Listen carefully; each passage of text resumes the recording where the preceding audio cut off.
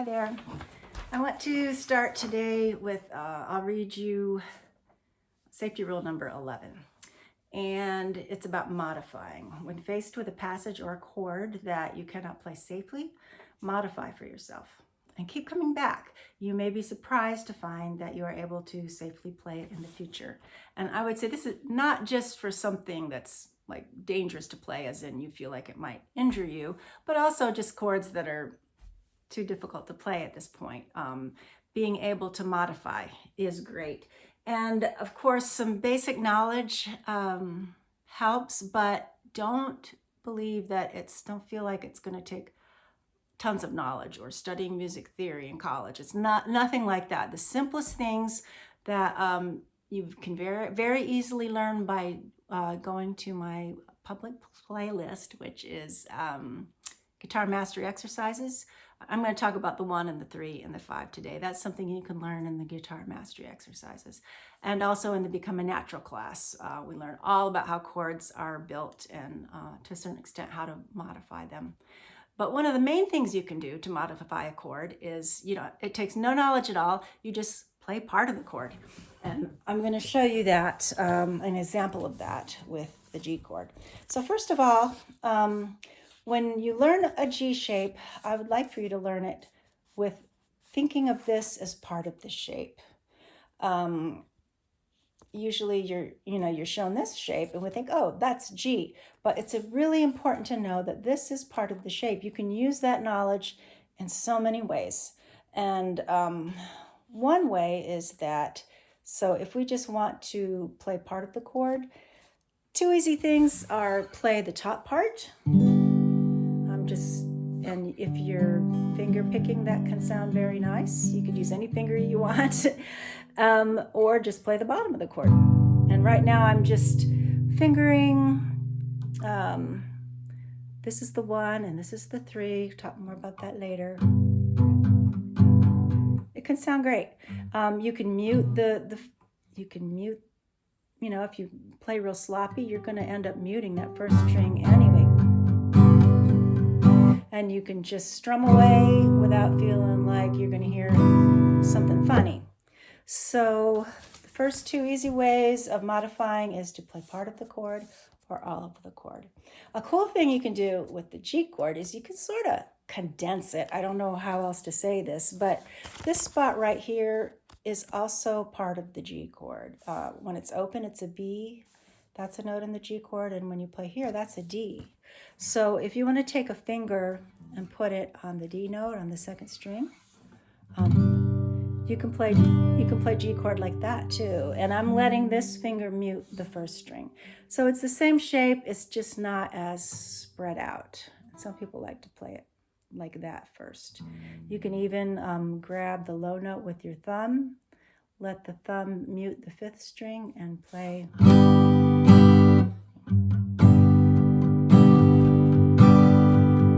It's nothing wrong with it.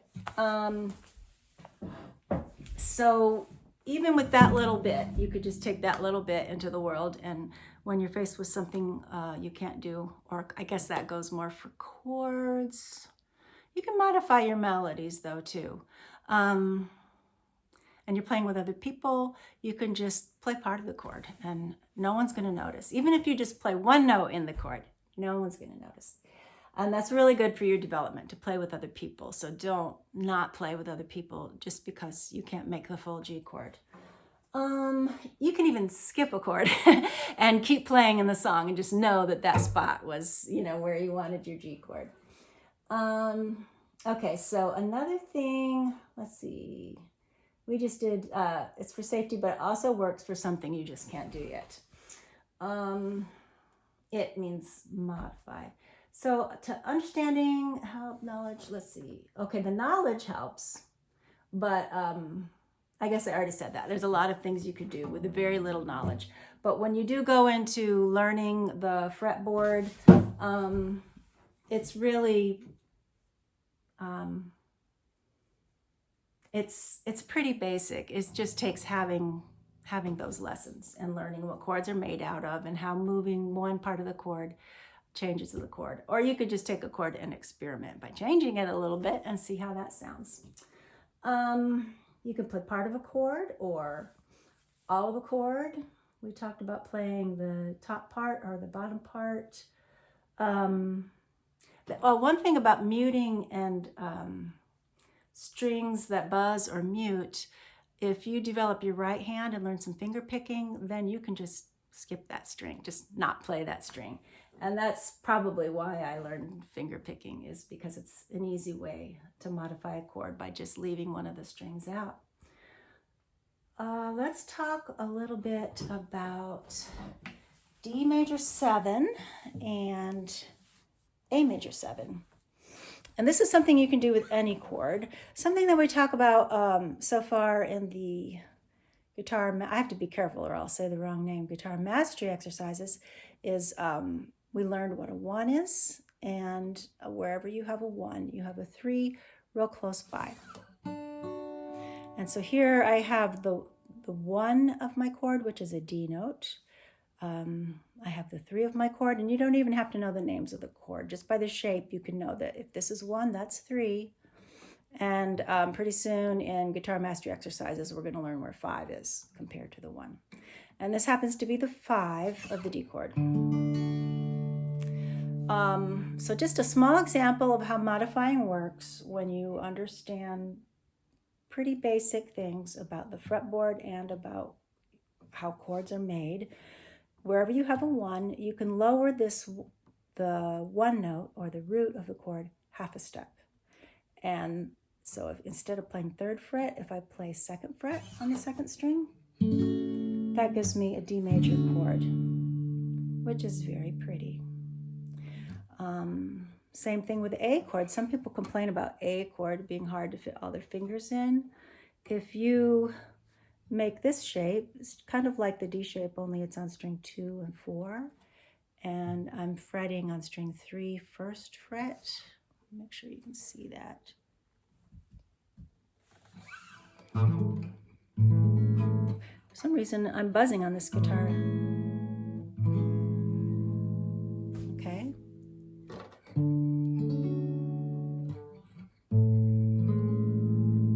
A major 7.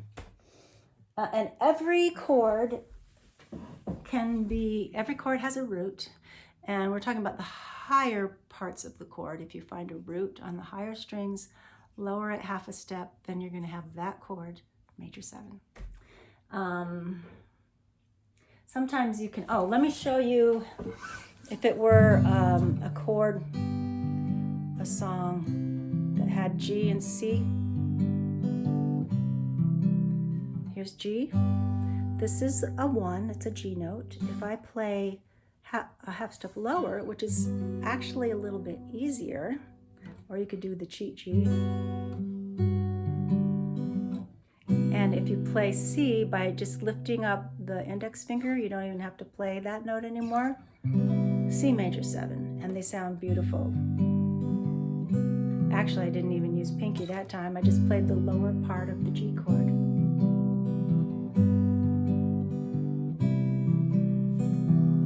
G major 7 and C major 7. That's another example of modifying to make it easier. And less likely to hurt yourself.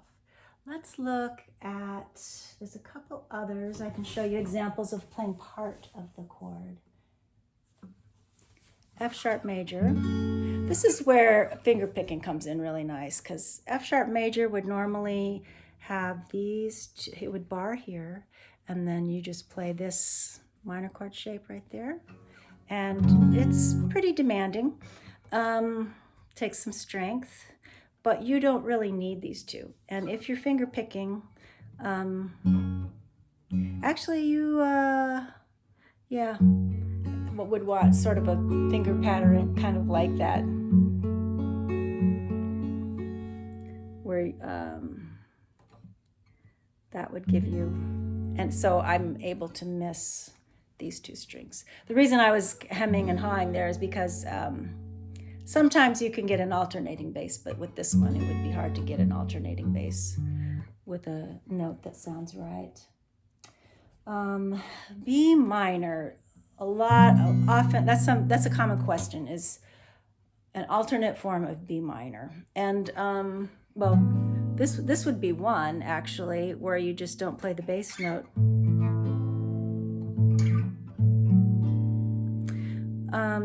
But sometimes you just really need that bass note. But okay, finger picking. This is a song we play in the Become a Natural class when we learn about thirds. What I'm playing minor thirds here, minor third. Whoops. And I'm just playing a bass note with my thumb, and I'm playing. Make sure you can see. I'm playing the first and second string with my fingers. And then I can make a G chord. Actually, I could make an easier G chord. I move my fingers. G chord, A chord. And then what if we want a B minor? And that's when I discovered this B minor. It's not too hard. It's a B note here, D note here. It's like part of a D chord. It's just a D chord, actually, and you take and move this finger up to the 5th string.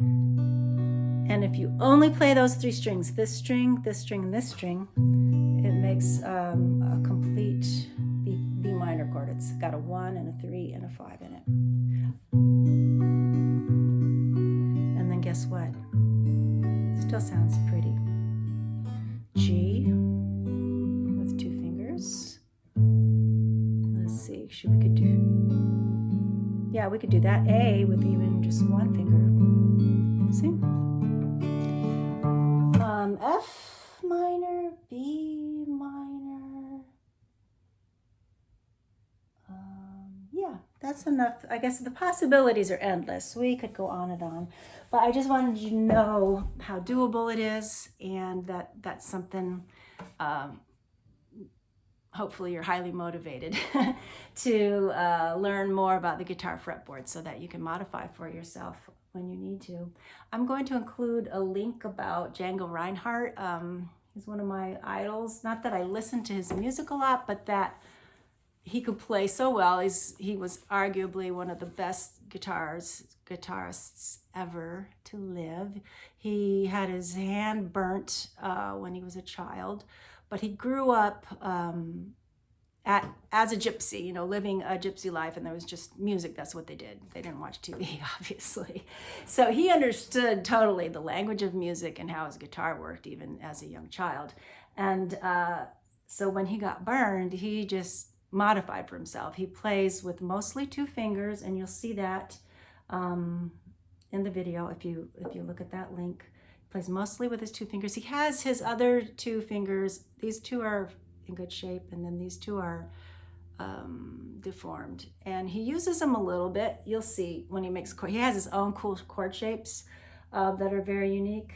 And what I want you to see is this thing where he plays a run. A lot of people play with their fingers, down here, something really fast from low to high, and run. But he'll take, do I have a flat pick? He'll take his flat pick. He'll do something, I can't even do it very well. Something was kind of like a tremolo, really fast, and he'll time it so that he has 1 finger and it goes, and it's a chromatic run, and it sounds great. And I think he's the only person who's ever done it. Probably other people have learned, I guess, but he modified for himself. So there you go. I think that's all I had to say for today. So I will see you next time, and we'll talk about more about playing guitar safely.